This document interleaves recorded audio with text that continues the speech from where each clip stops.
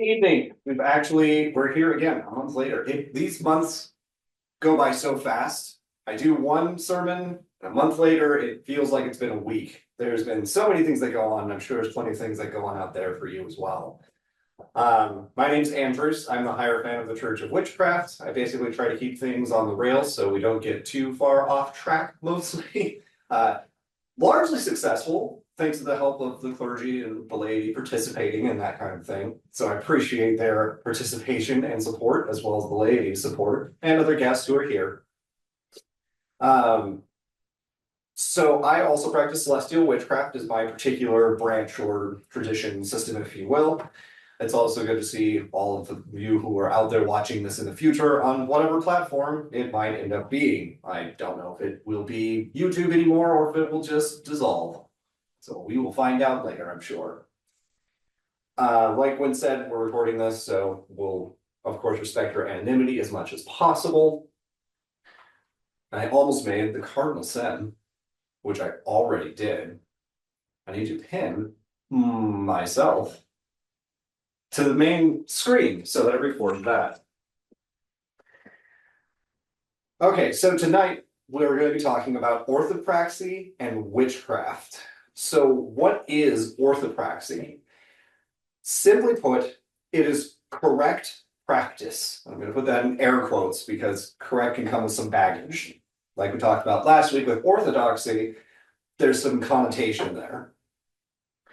It is also similarly relative to the individual, the tradition, or the system that you might be involved with in terms of your witchcraft. The roots of orthopraxy, we always talk about the lexicography, the various language structure behind our words. Orthos historically means right in Greek, essentially, and praxis, action. So orthopraxis, right action. I like this a little bit more than just, correct practice, because correct has that baggage like I was talking about.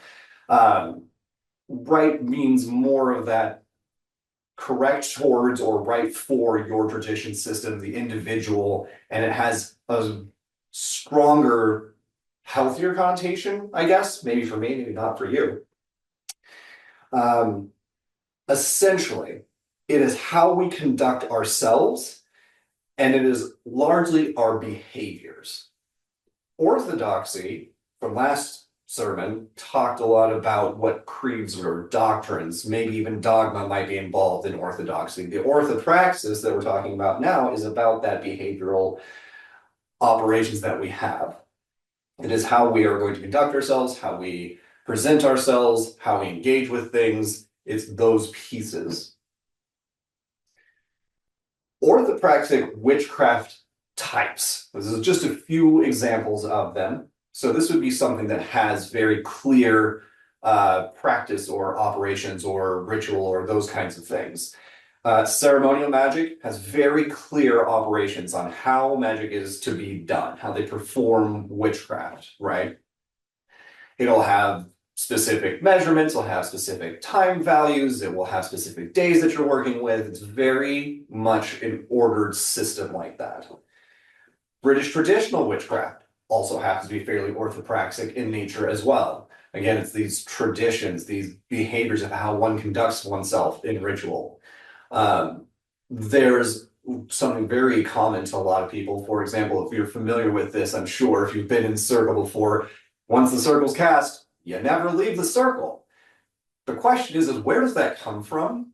And that's a type of orthopraxy. It's that behavior that we have. And is it appropriate for you? It may or may not be. Again, I'm not one to dictate the best way that you're going to do your witchcraft or the one and only true way to do it. I want you to be able to assess and take some of those keys for yourself and to make your own reasonable assessments with those. Think about it. Maybe it applies, maybe it doesn't apply. Maybe you shouldn't break the circle. Some people might break the circle. Depends on how your approach is. Non-orthopraxic witchcraft would be things like Satanism. There's not really an order to it. I mean, there's a book and there's teachings and there's things that are in existence. but it doesn't necessarily have a structure of you must do the magic this way, or it must be considered this way, or you have to have these specific holidays or traditions or whatever, right? It's a more centralized egoistic belief system, as far as I remember. It's been a while since I've read the Satanic Bible, but that's going to be non-orthopraxic. Another one is various forms of chaos magic as well. Those will be highly unlikely to be orthopraxic in nature. They're not going to have necessarily consistent systems across people, traditions, regions, time, that kind of thing. So it's really key to the individual that's making it, maybe the group, but that starts bordering on orthopraxic. Green witchcraft, even to some extent, is orthopraxic. There's not really non-orthopraxic because there's not exactly a one prescribed method of how you are to do or engage in green witchcraft. It can come in a lot of different varieties. This altar, for example, is a green witchcraft altar. It probably doesn't look like everybody else's green witchcraft altar. Therein lies my exact point that it's non-orthopraxic. Anything could become orthopraxic. These are just some examples that might help you kind of cue into what that means and what it kind of looks like in terms of our structure in witchcraft. I mentioned that orthopraxy has to do with our behaviors, how we conduct ourselves. Specifically, behaviors, the expectations that we might have, and traditions are largely going to involve some form of orthopraxy to some extent. Let's look at some of these. Behavior is acting or conducting oneself. So how you act or how you conduct yourself, how you present yourself. It can also be responses to a situation and or stimuli. So something happens and then you respond to it. Somebody says something, you respond to it. These are basics of behaviors, right? One way that people may not necessarily consider behaviors is whether they're covert or overt behaviors. Covert just meaning hidden, overt meaning very obvious, right? When somebody gets obviously flustered, for example, or is shouting, screaming, and stamping, that's a pretty overt sense. They're probably angry about something, right? That's an overt example. A covert example are some of those hidden motivations that we might not see or that we might not share, those internal thoughts that we may not act on, or if you're in a meeting and you get frustrated, you don't outwardly emote that, right? That behavior would be a covert one. Various reasons of why you would be covert or overt, it just depends on the situation. Expectation was an interesting term for me to sort of tease out. But it's a strong belief something will happen or might be the case, right? So it also can include looking for with reason and justification. So we're looking for something, right? If you're in a public setting, in a restaurant, you are looking for some of those normal expectations, right? You expect people to be sitting down, probably eating food. They're not likely to be in a sword fight. Right? They're not likely to be in a Halloween costume, right? You will have to discern that. That's some of our behaviors, those expectations that we have. So the behaviors that happen have some expectation to what they are. In orthopraxy, or any sort of this kind of witchcraft of any iteration, when you go to a ritual, when you attend a ceremony, you have an idea. There's some idea in your head that you have an expectation of what things may occur or may not occur, right? Some people have come to us and asked us in messages before they attend ceremonies or rituals with us that they'll ask, oh, are we going to do sacrifices, right? A lot of this can be informed by media, it can be informed by society, right? There's these sorts of expectations that we come in with. And some of those we have to really work against and kind of tease out what that is, right? If we have an expectation that we need to be reserved or protected, right? These are some of those covert behaviors that we were talking about before. And so orthopraxy has a piece of that expectation. And it could be solitary. It doesn't necessarily need to be a group. There may be a behavior that you have a certain outcome. Much like you have a behavior of, I don't know, say spellcraft, and you have an outcome, an expectation of some kind, right? That is a piece of that behavior and expectation. Tradition is something that I struggle with. And I struggle with mostly because I'm having difficulty defining it. So not to get too far off the rails, I'm going to keep it simple for what we're going to mean when we're talking about tradition in this sense, in this sermon. Generational customs. Pretty simply, traditions are just generational customs. They are often an established way of thinking.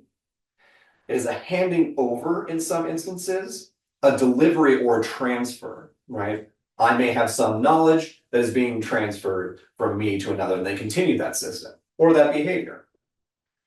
Gardner is one such path that you can understand, right? So Gardner had a specific way of doing things. He translated things to people that were participating with him. They took that down. Now we're seeing a tradition start developing. I think that the key component here, a lot of that has to do with generational, or there's some amount of handing down. There's some lineage that occurs. So I think that there's a time component within that.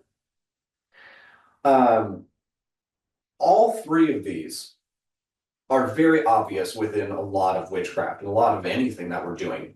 And the reason that I brought in behavior is because it does go hand in hand with most of our lives.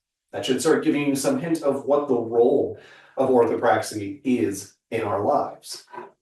Continuing on that thought, ritualism is one such way of doing witchcraft. I guess would be the best way I can phrase that, at least in this iteration.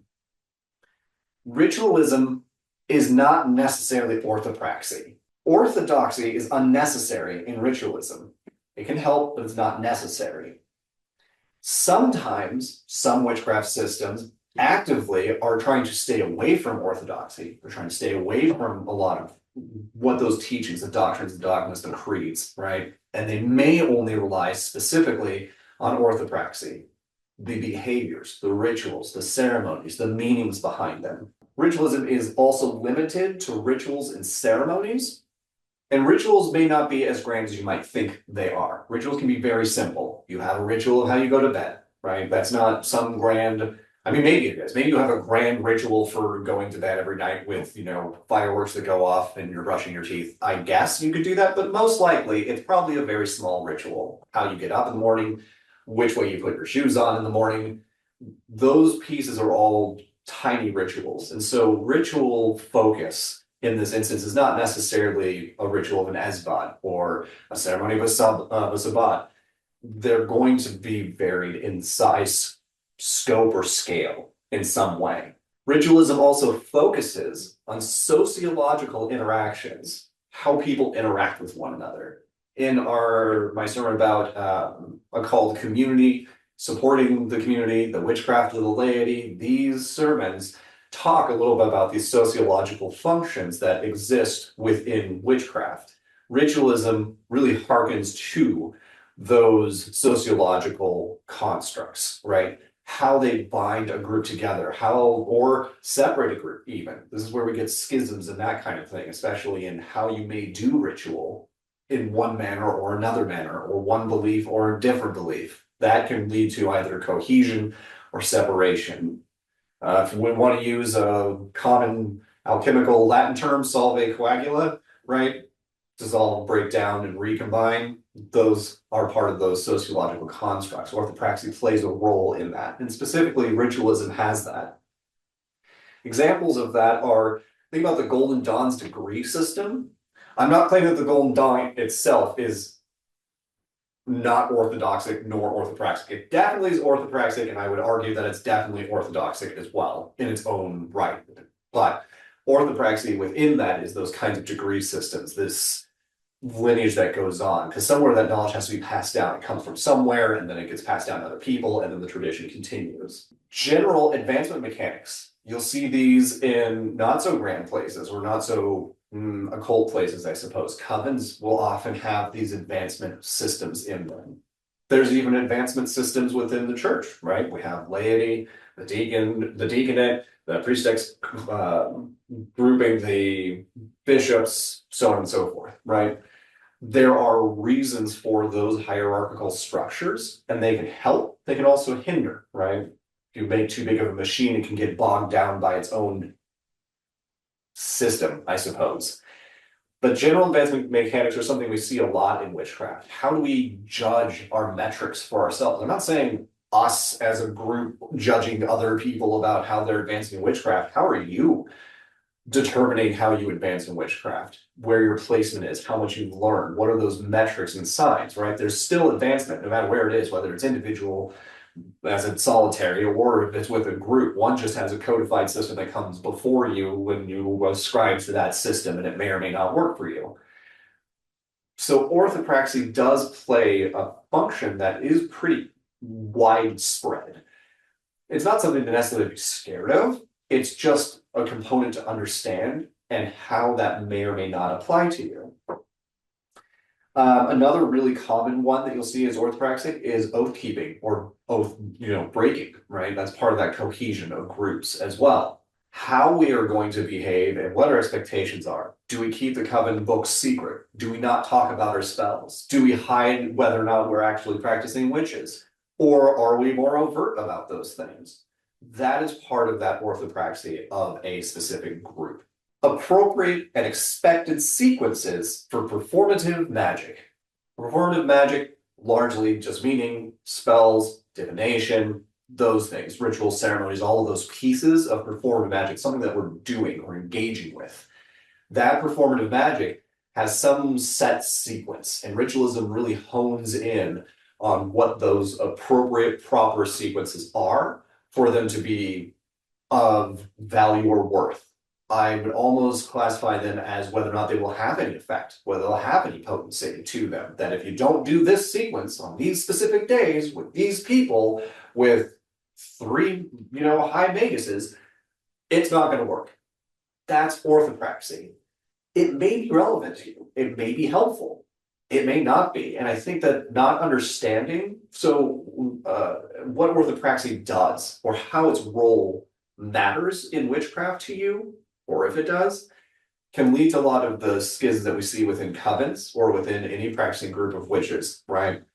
They don't know what they should expect, or it's not well laid out, and they're just sort of going along and trying to figure it out. Maybe a loose concept of, we're going to work with this specific pantheon. Great, but what's the behavior behind that? Why are we all unified in doing these things? And I will also admit that there is weak orthopraxy in church that is developing, and there's a lot of conversations that are going on about the Church of Witchcraft in the clergy that are leading as well about how to establish some more of that orthopraxy so it's clearer. So there's a stronger understanding, unification behind what it is we're doing and why, right? It's important to know what those are, and since we claim to be about transparency, accountability, it's important for us to also start to share more details about how our orthopraxy is understood so other people can be clear on that to make their own informed decisions. So we looked at what is orthopraxy, and it's starting to slide into what is the role of orthopraxy itself. Guiding self-governance is the first thing that I'm going to say about what orthopraxy does. How you decide on what you're going to do for yourself, the self-governance, right? Those guiding elements to it. So orthopraxy can play a role in how you're going to govern yourself, how you self-manage. And it really matters in terms of habit forming. And so that guiding principle comes from somewhere, either from yourself or another group or something. It can also improve the cohesion of social groups and strengthening in group bonds. When we all act similarly in the expected manner in the setting that we're all sharing, a ritual circle, sabbat and esbat, some type of ceremony, any sort of advancement mechanic, those kinds of things. They're important to social structures. They help us understand what that means and lends gravity and weight to why we're there, right? You can think of a lot of these, and we're going to explore that in a little bit. I'm going to ask some of those ideas, both orthopraxy that you might see in witchcraft and orthopraxy that you'll see in outside of witchcraft, right? So we're going to look at that after I get through this. We'll have a whiteboard, and this time I'm going to try to record it because the last time I used a whiteboard, it did not record, and I had to make it up through the audio, and that took a while. So we're going to try that this time.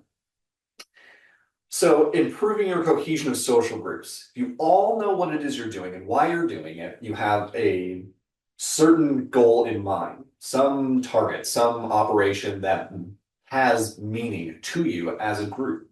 The Church of Witchcraft has some sort of meaning, and the way that we understand this orthopraxy that we have is helpful in the way that we understand why are we even together, why social groups should form, why should there be a Church of Witchcraft, right? That's a really good question. It's way too broad to answer here, and there's way too many dynamics with that. I can talk about that forever. But suffice to say, there is a very solid reason to do it. One of those is community, and another really easy one is the development of the first altar, the altar of the self. So these two pieces are pretty large and broad, but they are largely what people are connected to within the Church of Witchcraft.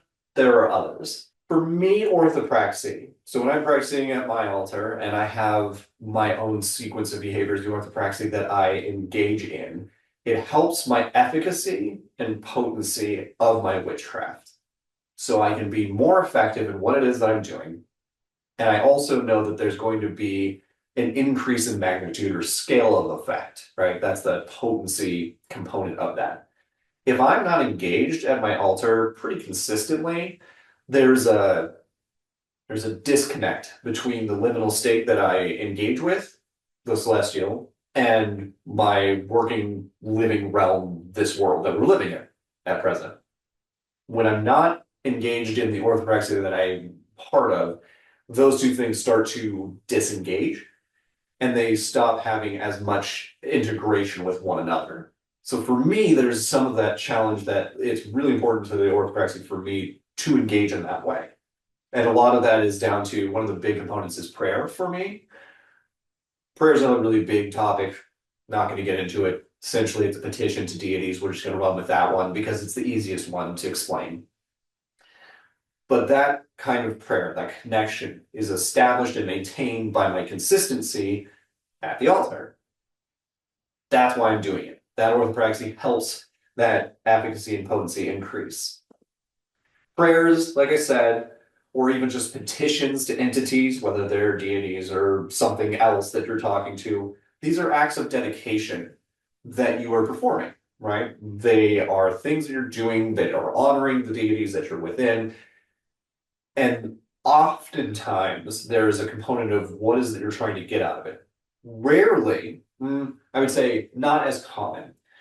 It is not as common that I've come across that witches are just doing it purely selflessly, that they're just honoring nature, just to honor nature.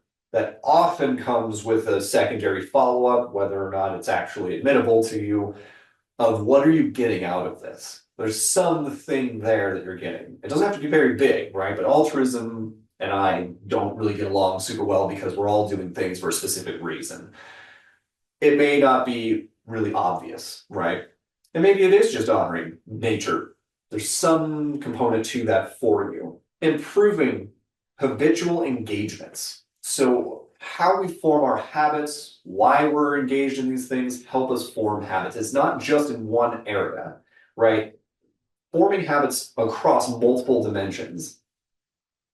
I guess I would be more articulate to state, not exactly across dimensions, but across different arenas of your life. If I'm building habits at, my witchcraft practice, that habit forming behavior is going to be easier to do at work or with family or other aspects of my life, right? It's a place to practice and engage in that habit forming place, right? It keeps you connected to what you believe in your witchcraft, and how you engage in it. There are nuanced depths to our witchcraft that also come from orthopraxy, these behaviors that we have to recognize nature, to engage with it, to watch the seasons move, to cast spells, or to do divination. There is a nuanced depth to that comes from that. When I started praying, I was like, what am I even doing and why? And I started getting more information from the liminal. So there was a sharing of information that happened across that state to me personally, right? That might sound a little outrageous to some people, but also think we're just going to go right back to Golden Dawn. The idea of Iwas that his wife channeled, I think. Potatoes with grain of salt. I've got a lot of history in my brain, but essentially they channeled Iwas. They're writing all of these things down, and it came from somewhere, right? This is not an uncommon feature of witchcraft to do some sort of channeling or mediumship where you're gaining information in an extra natural way, right? If I'm not engaged in that, I realized that there was less information I was gaining. It wasn't consistent. It didn't matter as much, didn't have as much weight. It's not always going to be at the same level. This is a dynamic life that we're leading. Each one of us has peaks and valleys to our witchcraft. Sometimes you can feel really connected. Other times you're not going to feel really connected. What's going to be really difficult is staying connected when you don't feel super connected. And that's that reliance of that underlying stratum of orthopraxy, the behaviors that you're engaging in. Whether or not you feel connected, whether or not you think your spells are working, whatever it is, if your divination's all wonky and things aren't working out right, you still are persisting through that, some behavior. You can revise it, you can look at it, you can mold it, shape it, change it, whatever. But if you're not aware of it, you're just kind of wandering and not really connected to anything. And that is, I think, a big component. This both orthodoxy and orthopraxy are big components of what's missing for some witches when they're asking, how do I stay engaged? What does it look like every day? Where is that conversation? This is that conversation of many that are happening elsewhere, but a lot of it's written down, so you can find it. But you don't just have to look at witchcraft for it. Look elsewhere at why other people are doing orthopraxic sort of behaviors. The TCW doctrine, basically, it is an orthodoxy of a kind. It has a doctrine, it has a creed, it has some sort of unifying principles that we all engage in and kind of agree to and generally follow. It interlocks with orthopraxy itself, and it shapes function. The doctrines and creeds, the teachings, the writings, the sermons, all of those things are an orthodoxic sort of arena. When you get into orthopraxy, it's how we conduct ourselves. It's being here at the sermons. It's engaging in those sermons, right? It's listening to them and considering them. And when I say engage, it's not just engaging here. I mean specifically that you're engaged in your own thought about what this person is saying in front of you, right? That's the engagement, your critical thinking.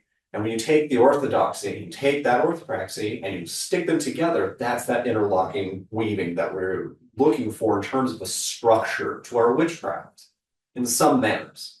As I said, some witchcraft traditions and systems absolutely say no orthodoxy, we're not going for any creeds, everything goes, but we're going to behave in a certain way.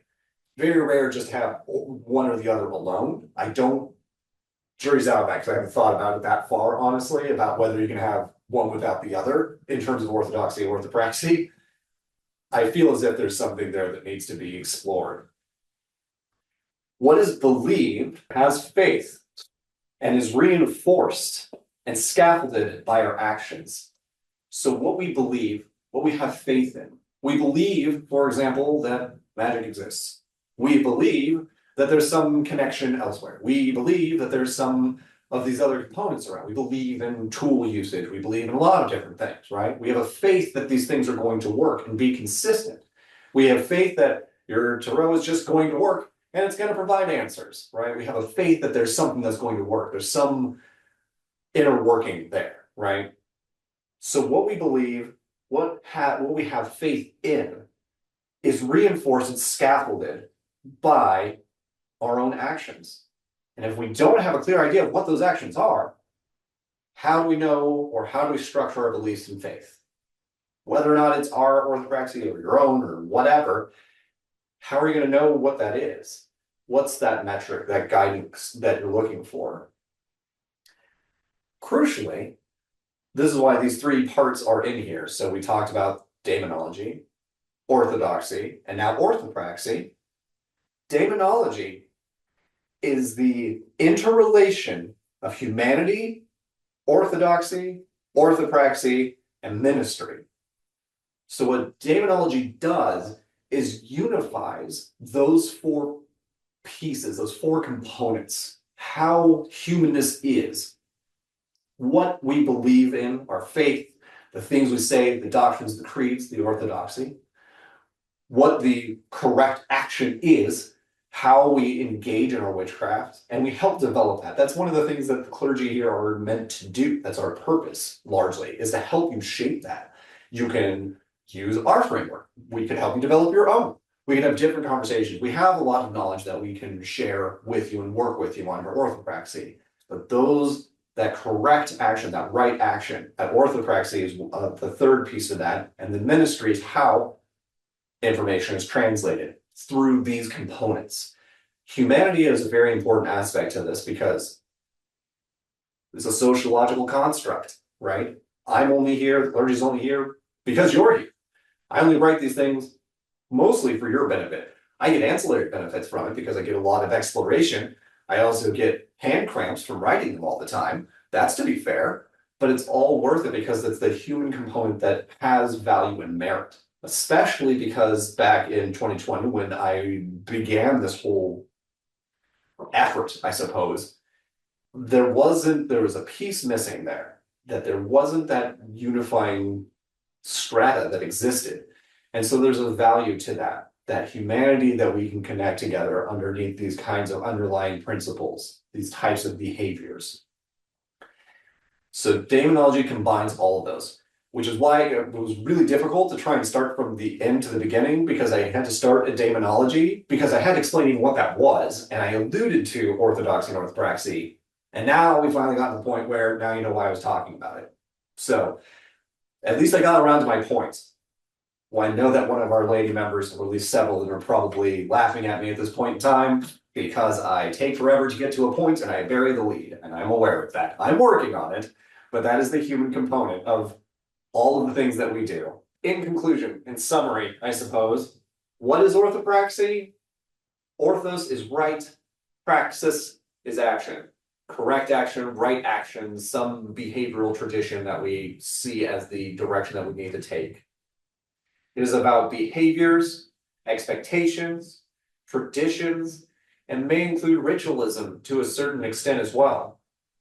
And it's also not for everybody. So orthopraxy or orthodoxy may not be requisite for a system or tradition, and it may be something that they largely stay away from. What is the role of orthopraxy? It is our own self-governance. It is influencing group dynamics for that cohesion or that dispersion, right? It's important. There are some things to be said for in-group and out-group, right? And this relates to, I'm always going to reference this, or it's one of my core foundational principle, historical professors? I don't know. Durkheim. So Neil Durkheim is a behaviorist, essentially, and he talks a lot about behaviorism and a lot about sociological constructs. And so he talks about something specific to us, which is sacred and profane. So that which is sacred and that which is profane are things that groups tend to hold as a consistency between each other, right? And especially in witchcraft groups, especially in ritualism, there is going to be some things that are taboo, for example, and some things that are accepted, some things that are sacred, and some things that are profane. And it's about our behaviors, about how we interact with those pieces, right? And that is where orthopraxy plays its greatest role. It can enhance efficacy and potency of your witchcraft, especially when working with other people. If you have a commonality that's working between each other, and you have similar behaviors and expectations, you can work together on the same principal concept, right?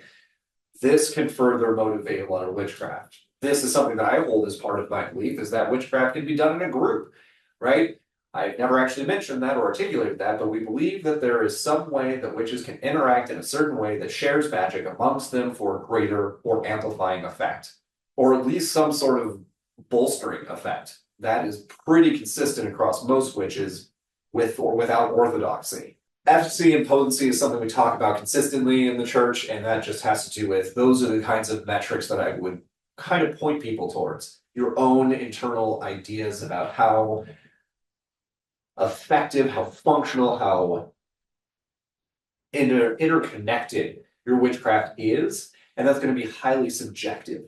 There are some that are metrics you can borrow from other places and incorporate, but at the end of the day, it's going to be your determination about what things increase your efficacy and potency. And maybe that's not your point, to increase your efficacy and potency. Maybe it's just to experience nature. I don't think that way personally for my craft, so it's a little hard for me to wrap my head around, but I could make a pretty strong case as to why you wouldn't increase efficacy and potency, and you would just be observing, right? Maybe somebody wants to talk about that. That would be fascinating. And also, part of the components, it is part of the components that supports demonology. It's a method to develop a practice of witchcraft. So demonology incorporates the humanity, orthodoxy, orthopraxy, and ministry together. And to know what those are helps us practice meaningful witchcraft. Whether or not you have a creed or doctrine, you still have some sort of consistency to how you do things, and that may be related to a larger group practice that exists. So explore those options. That may give you some more of that grounding basis as to that clamoring need that seems to kind of pervade a lot of witches that I've encountered of what is my witchcraft? Why am I doing it? What is it for?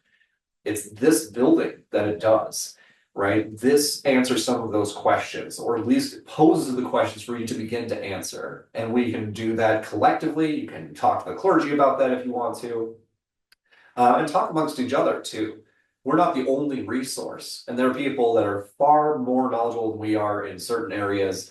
And that's one great part of community is that ability to share knowledge and to make up where others may not have that specific set of knowledge. So take that into consideration with your witchcraft. What are the things that are the right actions for you?